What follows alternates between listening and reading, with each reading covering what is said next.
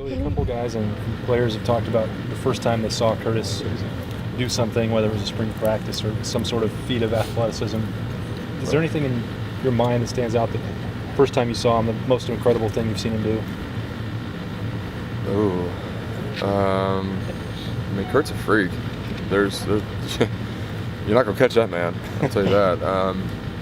I mean, I used to see him go off on kickoff. I think it was kickoff or punts. I mean, this stuff you see in practice, and stuff that you guys don't get to see. It's pretty incredible. So, and it's not just him. There's the people. What happens in this room in this practice facility? It's waiting to be seen.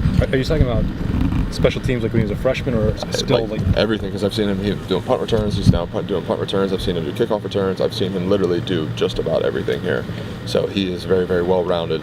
There's not one particular thing too much, just because of the fact that when we're blocking somebody, I don't get to see him juke and spin and do all that stuff. I just get to go catch him in the end zone. So. Because of you talk about how much more physical this game is than other games, but how much more physical can it be? Michigan's already knocked out 5 quarterbacks this year. Yeah, I heard about that. What'd you hear about that? I read. I read. You gotta I noticed. read. You gotta read. I love. Yeah, especially some of the people who say things. So you're aware one of the defensive linemen said nobody makes it out alive? Yeah, and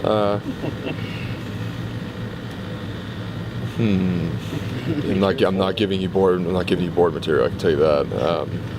It's a challenge for an offensive line, especially when you go in to play in the next team. I mean, again, if you have a defensive line and make a statement like that, that's a challenge. And we look forward to playing those guys on Saturday and getting after and protecting JT. What, given the fact that they are number 3, that so much is riding on this game, is there a different feel for this game this year than in the past? I think there's a little more anticipation, absolutely. They have a pretty well-respected body of work within their schedule, how they played, who they played, and how what the scores of those games have been. But again, I tell you guys, we focus on us. We stay in our lane. We make sure that we prioritize what we do and not really worry about what they do or the next team does. Again, we focus on the task at hand. Right now, that's the team up north, and make sure we take care of it on Saturday. Billy, against Michigan State, saw a couple times you talked to Isaiah Prince after a couple plays. Wanted to know what you said, and I mean, given the schedule you guys have had this far, do you think guys like he and Michael Jordan are prepared for this game against Michigan, their defensive front, or is it just another totally different animal? Well, what's said on that field is kind of personal. It's to make sure that we're both evaluating and making sure that we're executing on the plays. So it's all pertaining to a play or making sure that we're taking care of a guy. Do I think they're ready? Absolutely. I told Mike Weber and I told Mike Jordan, I said, when you play Michigan State, those games make you grow up because you have to play and execute and you have to dominate. If you're not physical, then you're going to be exposed and you're out. That guy's going to take care of you. So those were a case, we didn't execute on a couple plays and it was like, hey, we got to talk to him. Let's do this better. So again, they're taking steps every single week, and that's what we're really proud of. Billy, what's bigger in your mind, the fact that it's the Michigan game or the fact that it's a de facto playoff game? The fact that it's a team up north game. Here we say ton, so it's not. We don't say that M word. We don't really look at the playoff either. Again, focus on the task at hand, and that's what matters to us. So, Billy, but the entire Ohio State fan base and the entire college football world cares a lot about the playoff. Mm-hmm. And I understand that you guys need to do everything in your power every day to prepare for your next thing, but why is it so bad?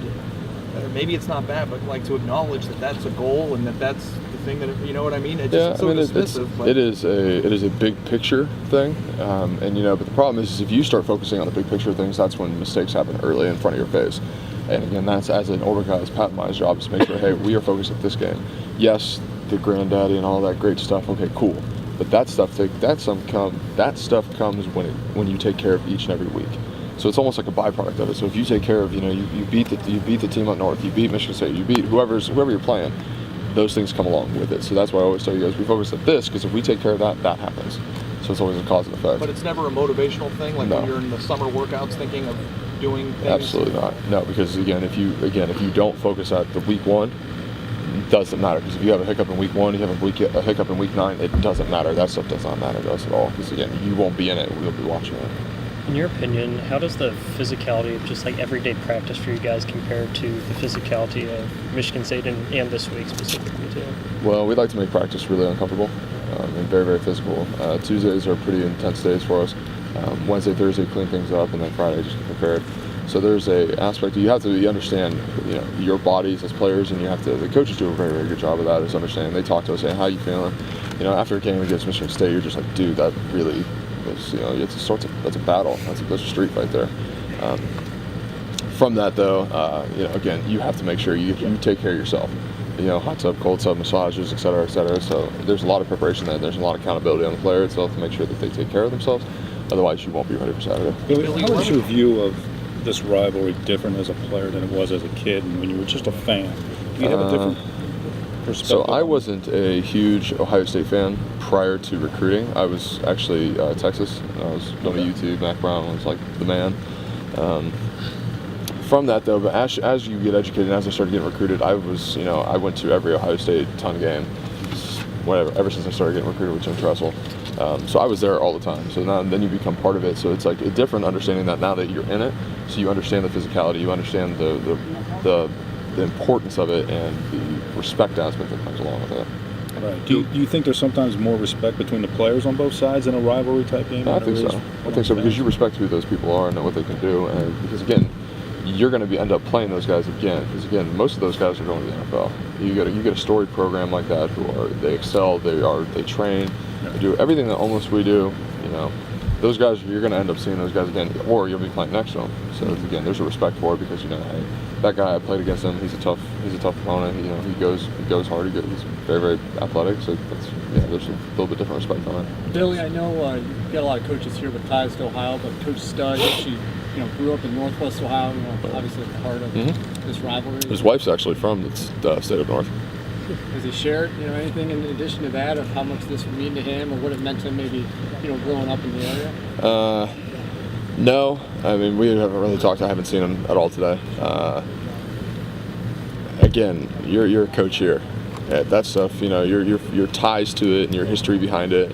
Yes, you understand your history and you understand why you are a fan of what you are and where you come from. But he's our coach. He's my coach, and that's what he's focused just on us. So you just call him Ton now? Is that the deal? Yeah, it's the state of North. It's Ton. Yeah. Make sure. My man over there's in blue, and I already gave him a hard time about it. I'm looking at you. You're already in blue. You're in blue, and you're in blue. I'm kidding. When you think about people, It's best. He said it's best season. I was just wondering, Ohio State's a very good program because from the beginning they bring in top-rated classes every year. There's a lot of very talented players off the beginning. Right. You come in more talented than most other teams. Right. How much does coaching and experience enhance talent, or do you feel like talent is something that you either have from the beginning or you don't? So I agree with that. You either have talent or you don't. I mean, athleticism is a gift. It's a gift from God. I mean, there's some guys who can do things and other guys who can't. But when you get here, the coaching is what makes you grow, makes you become that and develop. Because if you could be the most talented number one rated prospect in all of America, but if you don't come here and get developed, if you don't go to wherever your prospective college and get developed, then you're just like one of those guys who just fizzled out. So I think that there's both. Talent has a long way to go with it, but if you don't develop that talent, it doesn't really mean anything. when you think about people whose careers were defined by this game, does someone come to mind immediately? Unfortunately, I can think of more on the other side. I can think of, like Carlos absolutely just dominated in 2013. The offensive line up front, again, I'm biased because those are my boys. Watching Jack Muhort, Corey Lindsley, and those guys just, push that front across the board. Big time game for those guys. So, but other than that, we prepare, we practice for it as well. Tell me a couple more questions. The intensity that goes into this game, and obviously the stakes that are always on it, Billy, where's the level of intensity got to be where you take it up to the line, but there was the incident a few years ago. Right. Pat got his baptism by fire because the guys got ejected. Where is that line, in this game? What's the intensity level like where you want to push to that line and guys are going back and forth, but you don't go over it? Between the whistles. Everything's fair and legal between the whistles, and then if you do something outside the whistles, then you can't do that. So I think there's a high intensity on it, but just got to make sure that you don't do anything stupid where you get ejected or something. I was wondering why you feel line that you're going to be facing. Say that again. What are your impressions of their line that you're going to be facing? Well, athletic and big. I know that because I played against every single one of them. You know, Taco's a pretty athletic guy, quick, and you know he's an Ohio guy. Chris Wormley, big, strong dude. Again, I know Chris. The two interior guys, I don't really know particularly much. I mean, we played against them, but the Ohio guys I know personally. So. Tell me why you feel Last good. question. Tell me why you feel. From playing them? No, I just was at a Buckeye Blue Chip thing back in 2013 or something like that when he was there. So that's how I met him. Still correspond? No, it was just I shouldn't say I know him personally. I know him because of that experience. So Tell me why you Last feel question. good about your offensive line going into this game. because those are my boys. I mean, I feel confident going into every game because those are the guys I train with. Those are the guys I go to war with, and you can't sit there and if you're not confident in the guys that you go to war with, it's a bad feeling. So those are my dudes, and we're gonna prepare well for this week. All right. Thanks, everyone. Thanks, Billy. Thanks, Billy. Appreciate it. Still no jackets gear this week? No, yeah. I thought about that this morning.